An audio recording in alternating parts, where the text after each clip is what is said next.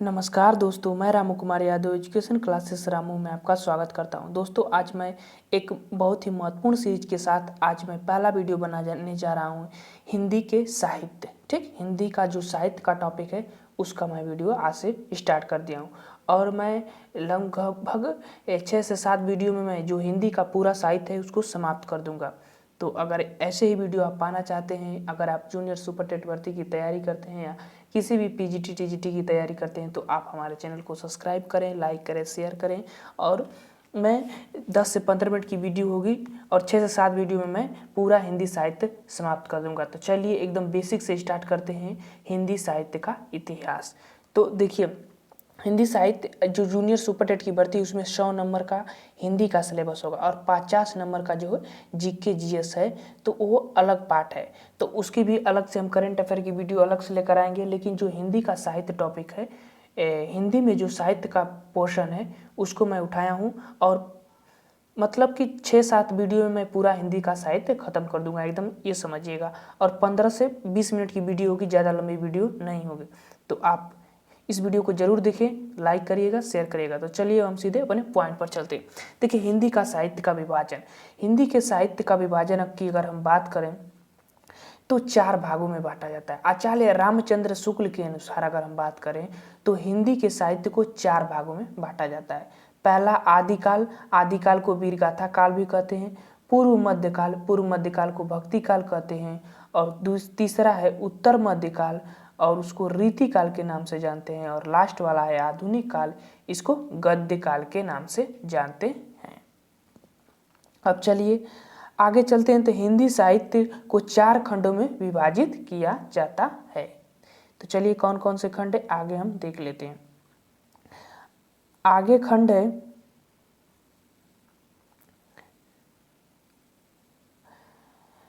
हिंदी साहित्य को 4 खंडों में विभाजित किया जाता है। तो पहले हमने बताया था, तो इसके समय को भी जान लेते हैं।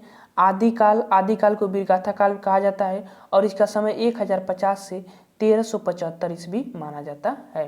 दूसरा पूर्व मध्यकाल, इसको भक्ति काल कहते हैं और इसको 1375 से 1750 ईस्वी माना जाता है। तीसरा है उत्तर मध्यकाल और इसको रीतिकाल कहते हैं और रीतिकाल को 1700 से 1900 ईस्वी तक का काल माना जाता है। उसके बाद लास्ट है आधुनिक काल और आधुनिक काल को 1900 ईस्वी से अब तक का समय जो है आधुनिक काल का माना जाता है। अगर हम ये कहें कि अगर इसको कैसे ट्रिक से याद किया जाता है, तो एक ट्रिक इसका बनता है। देखिए यहाँ पर लिख रहा हूँ अभरिया। ठीक, अभरिया, आदिकाल, भक्तिकाल, रीतिकाल और अभरिया आ रहता है यहाँ पर। अभरिया, ये अभरिया रहता है, अभरिया ऐसे रहता है, अभरिया। ठीक, तो आदिकाल, भक्तिकाल, रीतिकाल और आधुनिक काल। तो इससे याद रख लीजिए, अ से आदिकाल, इससे भ से भक्तिकाल, री से रीतिकाल और आ से आधुनिक काल। तो ठीक से अगर ऐसे याद रखेंगे तो क्रम याद रहता है। ठीक, आदिकाल, भक्तिकाल, रीतिकाल और आधुनिक काल। इसको आधुनिक काल को गद्य काल के नाम से भी जाना जाता है। अब चलते हैं आगे और आगे भी पोर्शन है। अब चलिए हम पहला स्टार्ट कर देते हैं आदिकाल। तो इस वीडियो में हम आज सिर्फ आदिकाल को पढ़ेंगे, उसके बाद आगे हम फिर से भक्ति काल को पढ़ेंगे और फिर उसके बाद हम भक्ति काल के बाद रीतिकाल, उसके बाद फिर आधुनिक काल को। ऐसे वीडियो में हम पार्ट वाइज बांट कर पढ़ेंगे। तो कम से कम 6 से 7 वीडियो बनेगा इस पर और उसके बाद पूरा हिंदी का साहित्य खत्म हो जाएगा। तो चलिए अब हम आदिकाल को पढ़ते हैं। आदिकाल को मैंने पहले ही बता दिया कि आदिकाल को वीरगाथा काल के नाम से भी जाना जाता है। ठीक, इसका समय 1050 से 1375 ईस्वी है, ये सबको पता है। अब चलिए, आदिकाल को वीरगाथा काल, सिद्ध सामंत काल, चारण काल, प्रारंभिक काल और आरंभिक काल, बीजपन काल आदि नामों से जाना जाता है। तो ये आदिकाल के नामकरण है। आदिकाल को किस किस काल के, वीरगाथा काल भी, सिद्ध सामंत काल और चारण काल और प्रारंभिक काल, आरंभिक काल और बीजपन काल आदि नामों से जाना जाता है आदिकाल को। ठीक, आगे चलिए। आचार्य रामचंद्र शुक्ल ने वीरगाथा काल की समय 1000 से 1350 ईस्वी मानी है। ठीक, अब आदिकाल की कुछ प्रवृत्तियां हैं, यहाँ से भी प्रश्न बनता है, बहुत ही महत्वपूर्ण है आदिकाल की प्रवृत्तियां। तो चलते हैं आदिकाल की प्रवृत्तियां देखते हैं। तो ये देखिए, आदिकाल की इतनी प्रवृत्तियां हैं। इतनी प्रवृत्तियां आपको पढ़ लेनी है, बहुत ही जरूरी है। एक बार पढ़ लेंगे तो ये समझ में आ जाएगा। आदिकाल की पहली प्रवृत्ति क्या है? आश्रयदाताओं की प्रशंसा। इस आदिकाल में प्रमुख विशेषता थी युद्धों के सुंदर और सजीव चित्रण, मतलब जो युद्ध हुआ करते थे उनका सुंदर और सजीव चित्रण इस आदिकाल में किया गया है। और वीर रस के साथ साथ श्रृंगार रस का भी वर्णन इस आदिकाल में मिलता है। उसके बाद ऐतिहासिक के संदर्भ में कल्पना की प्रचुरता इसमें पाई जाती है, मतलब इतिहास के बारे में जानने में कल्पनाएं की गई है आदिकाल में। और अप्रमाणिक रचना है, मतलब कि यहाँ इनकी जो रचनाएं हैं, जैसे कि आदिकाल के जितने भी कवि हुए उनकी जो भी रचनाएं हैं वो अप्रमाणिक रचनाएं हैं, यानी कि हर जो कवि है अपना अपना मत दिया गया है, उसको हम आगे समझ में आ जाएगा ये चीज़। उसके बाद सामूहिक राष्ट्रीयता का अभाव पाया जाता है और डिंगल पिंगल भाषाओं का प्रयोग आदिकाल की रचनाओं में देखने को मिलता है। तो यहाँ से प्रश्न कैसे बनता है कि डिंगल पिंगल भाषाओं का प्रयोग किस काल में किया गया था? तो आदिकाल में। तो ये चीज बहुत ही महत्वपूर्ण है, आदिकाल की प्रवृत्तियां, तो ये चीज को ध्यान में रखिएगा। आगे चलते हैं, और कुछ भी है पॉइंट। अब हम आदिकाल के कुछ नामकरण दिए गए हैं उसको समझ लेते हैं। इससे पहले मैंने बताया था कि आदिकाल को किस किस नामों से जाना जाता है, उसी चीज को ये दिया गया है। देखिए, आदिकाल को हजारी प्रसाद द्विवेदी ने आदिकाल कहा है, ठीक। उसके बाद आचार्य रामचंद्र शुक्ल ने वीर गाथा काल कहा है।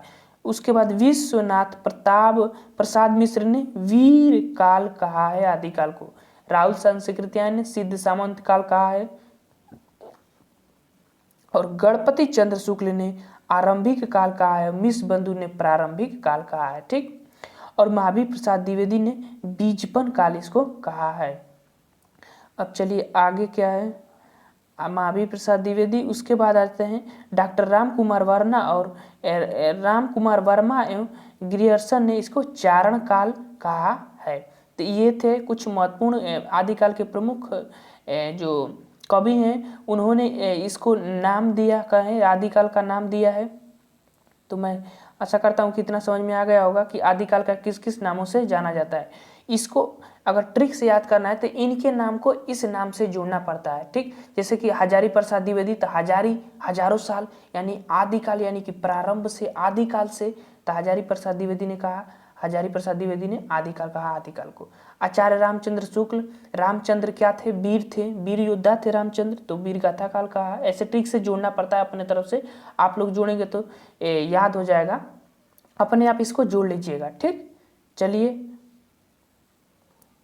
अब आगे हम चलते हैं। आगे चलने के बाद आदिकाल की प्रमुख कृतियां और रचनाएं पर देखते हैं। ये भी बहुत ही महत्वपूर्ण है, आदिकाल की प्रमुख कृतियां, यहाँ से तो प्रश्न बहुत बनते हैं, ठीक। चलिए आदिकाल की प्रमुख कृतियां हैं उसको समझ लेते हैं।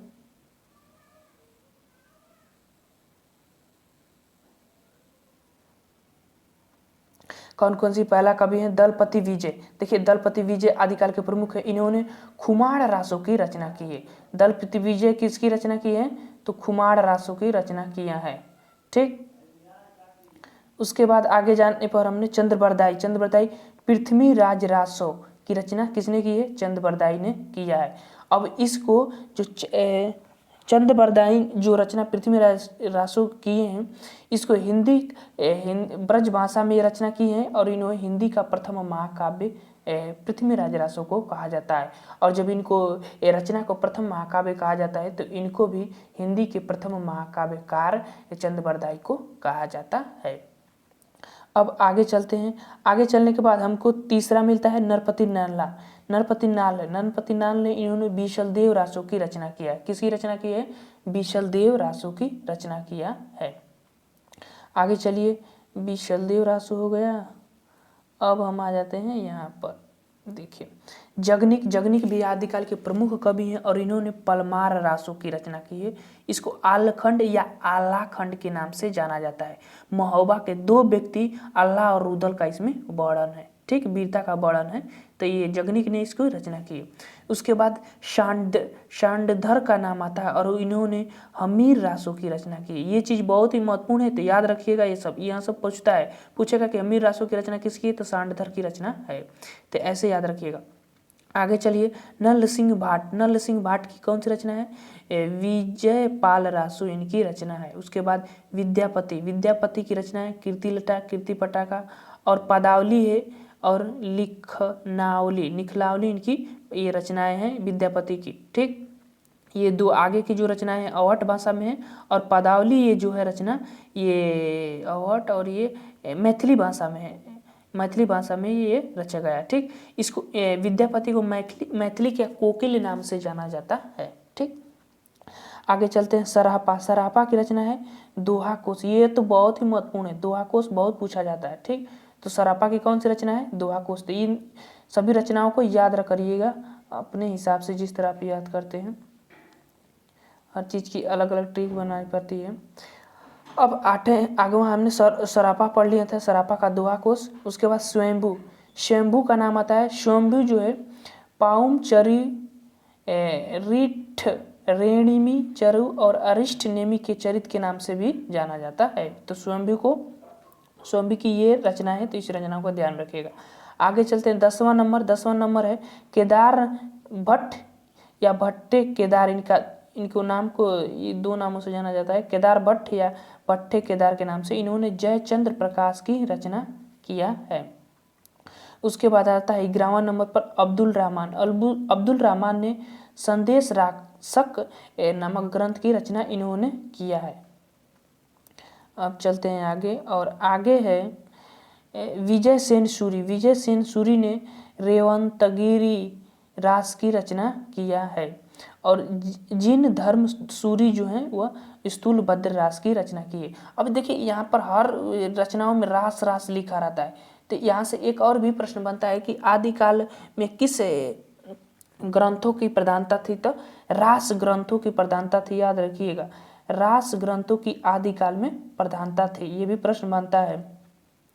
उसके बाद अब आगे चलते हैं, आगे चलने के बाद हम आते हैं पूर्व मध्यकाल यानी भक्ति काल का शुभारंभ हो जा रहा है। अब चलिए भक्ति काल भी पढ़ लेते हैं।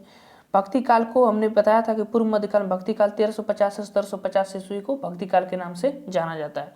भक्ति काल की उत्पत्ति भंज धातु से हुई है।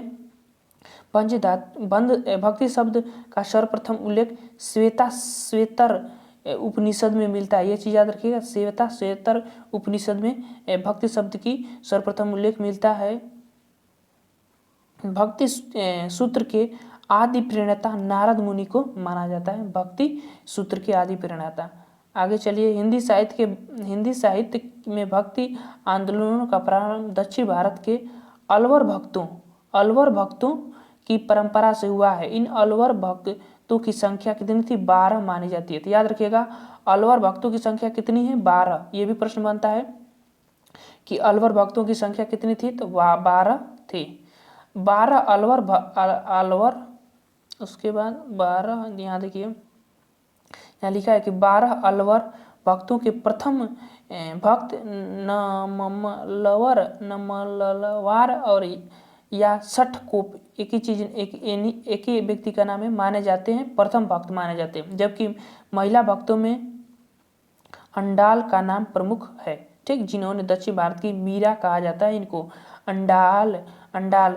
तो पूछेगा कि अलवर भक्तों में किस महिला भक्त को दक्षिण भारत की मीरा कहा जाता है? तो अंडाल को दक्षिण भारत की मीरा कहा जाता है। आगे चलिए, आगे चलने के बाद ये जो अलवर के 12 भक्त हैं उनका सबका नाम है, षटकोप हैं, पहले दूसरे पर भूत योगी हैं, दूसरे पर महद योगी, इनको भ्रांत योगी भी कहा जाता है, बतीसार सारा योगी।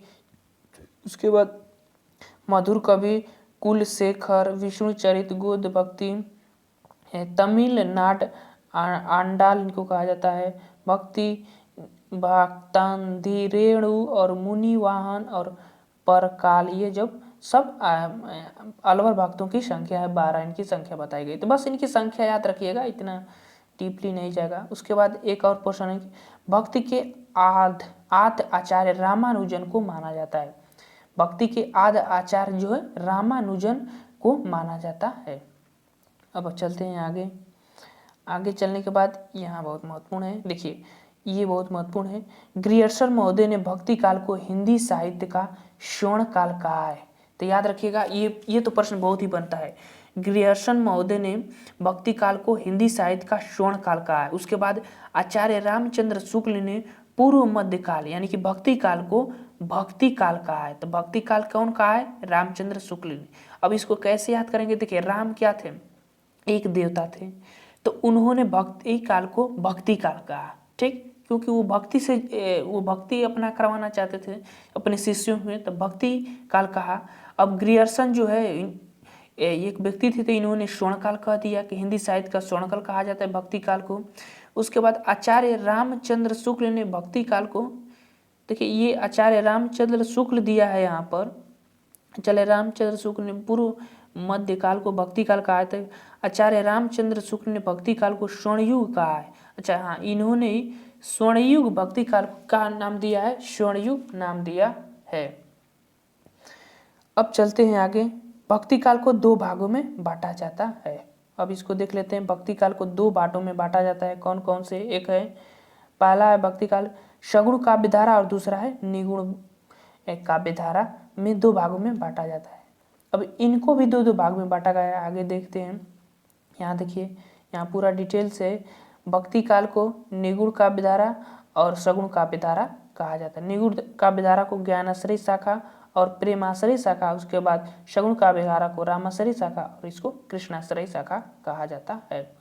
ज्ञानाश्रय शाखा को संत काव्य धारा और प्रेमाश्रय शाखा को सूफी काव्य धारा के नाम से जाना जाता है, तो याद रखिएगा। आगे अब चलते हैं हम। आगे चलने के बाद ये खत्म हो गया। अब क्या हुआ? देखिए, अब यहाँ से हमारा PDF खत्म हो गया। अब थोड़ा यहाँ समझ लीजिए। इसके बाद हम क्या करेंगे अब कि अब भक्ति काल को जो ये पार्ट में बांटा गया है, निर्गुण काव्य धारा, सगुण काव्य धारा, इसको हम अलग अलग पार्टों में बांटकर पढ़ेंगे, तो वह नेक्स्ट वीडियो लेकर आएंगे। अब इतने ही वीडियो इसमें रहने देते हैं, वीडियो भी काफ़ी लंबा हो चुका होगा। तो चलिए दोस्त, ये वीडियो कैसा लगा? ये हमारा प्रयास आपको अच्छा लग रहा होगा तो वीडियो को लाइक करें, शेयर करें और चैनल को जरूर सब्सक्राइब कर लें, ठीक, क्योंकि ऐसे ही मैं 2 से 3 दिन में पूरा जो है कि हिंदी साहित्य खत्म कर दूंगा इस वीडियो के माध्यम से। तो चलिए दोस्त, हम वीडियो को समाप्त करते हैं। वीडियो पसंद आए तो लाइक शेयर सब्सक्राइब जरूर करिएगा। Thank you for watching this video.